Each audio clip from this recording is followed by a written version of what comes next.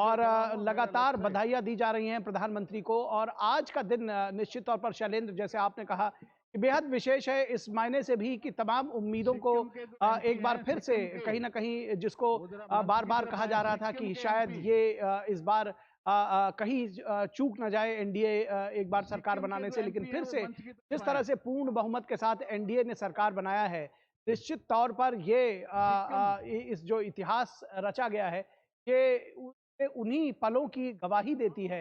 ये जो तस्वीरें हैं निश्चित तौर पर। शैलेंद्र, आपसे ये भी जानना चाहेंगे कि अब इसके आगे की क्या कार्रवाई होगी? राष्ट्रपति से कब मिलने के लिए जाएंगे और आगे की प्रक्रिया कैसे चलेगी?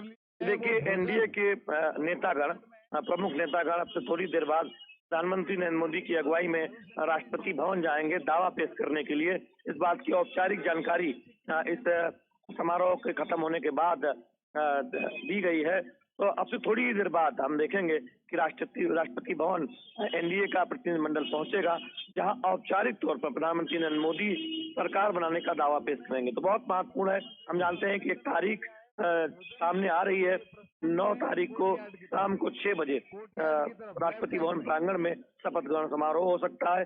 तो प्रधानमंत्री ने आज अपने संबोधन में ये भी कहा कि लोग इस बात का ध्यान रखें कि इधर उधर से सांसदों को ये कहा कि एक ब्रेकिंग न्यूज से देश नहीं चलता है, और सांसद इस बात का ध्यान रखें कि कोई फोन करेगा उसे वेरीफाई करें। तो एक तरह से सांसदों को भी प्रधानमंत्री नरेंद्र मोदी ने सीख दी। तो ये बहुत महत्वपूर्ण जानते हैं कि अब एक जो सरकार गठन की प्रक्रिया है उसमें नेता चुने जाने की प्रक्रिया पूरी हो गई है।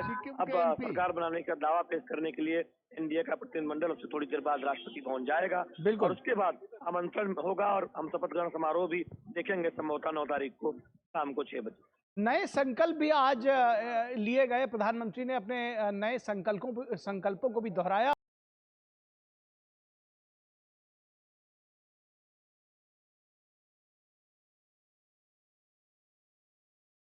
10 वर्षों में गरीब कल्याण से लेकर के सुशासन और गुड गवर्नेंस के लिए जो पंक्ति में खड़े आखिरी आदमी तक योजनाओं का लाभ पहुंचे, और उसके लिए काम करती रहेगी सरकार।